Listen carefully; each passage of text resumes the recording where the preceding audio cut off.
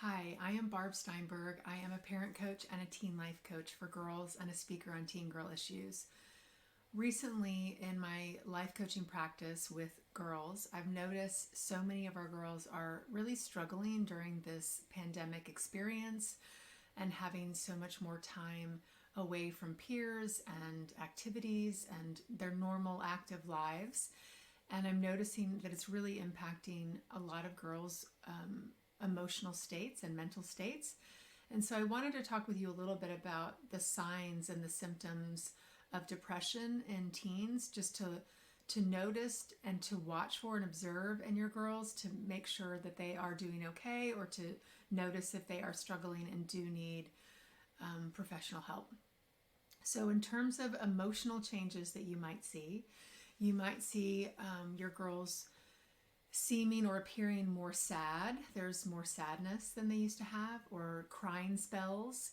And maybe they don't even know what they're crying about or what they're crying for. Maybe you notice more anger. They have a short fuse and it's over small things. Them feeling hopeless and empty is another emotional change you might see, or them also feeling irritated or annoyed, which I know happens a lot if you're a teenager, so this would be in excess of what's normal for your child. A loss of interest in activities that they normally would enjoy, or a loss of interest in being with the family members, or maybe more conflict with family members than what is normal for them. Feelings of worthlessness, feelings of guilt, an exaggerated self-criticism or self-rejection, focusing on past failures and not being able to let those go, extreme sensitivity to rejection or failure, and needing maybe more reassurance than they normally do. Them having trouble concentrating or thinking or making decisions, focusing. Them having a sense that life is bleak or grim. If they have thoughts of death or dying or suicide. And I know that that can be a hard question to ask your teen. Do you have thoughts about not wanting to be here? Do you have thoughts about wanting to hurt yourself or kill yourself? Those are really, really scary questions to ask, and we have to ask them because we have to know if they are having those thoughts, they want help. I recently had a session with a brand new coaching client who I had to refer on to therapy. She was telling me that she felt a lot of these things, feeling hopeless, crying spells, and so on. And I asked her, do you have thoughts about not wanting to be here, about wanting to die? And she was so upset and crying and saying, yes, I do have those thoughts, and those thoughts scare me to death. I try to push them away, and sometimes I can't.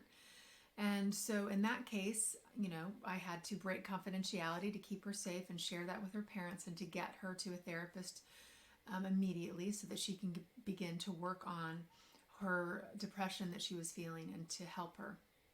So those are some of the emotional changes that you may see if your child is feeling depressed during this time. Okay, so now let's talk about some behavioral changes you might see in your teens if they are experiencing depression. The first is tiredness, loss of energy, which I know again can be common in teenagers, but you're watching for changes in these areas. Is it more tiredness and more loss of energy? Are they experiencing insomnia where they can't fall asleep, can't stay asleep, or they're sleeping too much, more than they used to? Changes in appetite, so maybe they're eating less and they've lost weight. Maybe they're eating more and they've gained weight. Use of alcohol or drugs, or a change in their use. Maybe now they're not recreationally using it and now they're abusing it or hiding it or stealing it. Agitation. So this might behaviorally look like they can't sit still, they're pacing, they're wringing their hands, those types of things. Their thinking is slowed, or their movement is slower, they're speaking slower. Frequent complaints about bodies hurting, like stomach aches and headaches and so forth.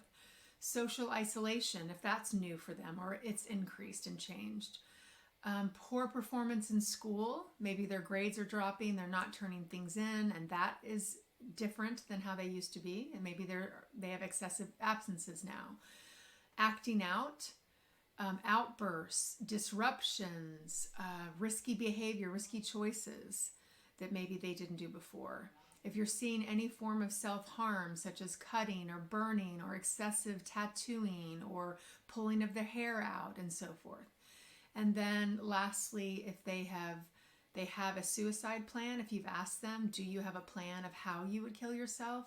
If they have attempted suicide, all of these are definitely signs to let you know that your child is struggling, that they might very well have depression or do have depression.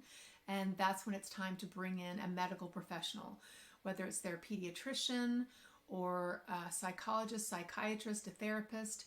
On my website, barbsteinberg.com, you'll see there's a tab called More Resources, and under that tab, you'll see a section that says Austin Recommendations. Even if you don't live in Austin, that's okay. There is a section in there that says Adolescent Psychiatrist, and there is a link that clicks on a page that tells you everything that you need to think or ask prior to going to a psychiatrist, and how to choose the right psychiatrist that's best for you, for your child, your family. So that's there for you at barbsteinberg.com. So hopefully this has given you some food for thought to really continue to observe our teens during this time. Notice emotional and behavioral changes, and pay attention. And if your intuition is telling you, I think there's something going on here, she's changed in too many ways, I think she needs help, then please listen to that voice and reach out for help, please. So hang in there, everybody. Take care. Bye-bye.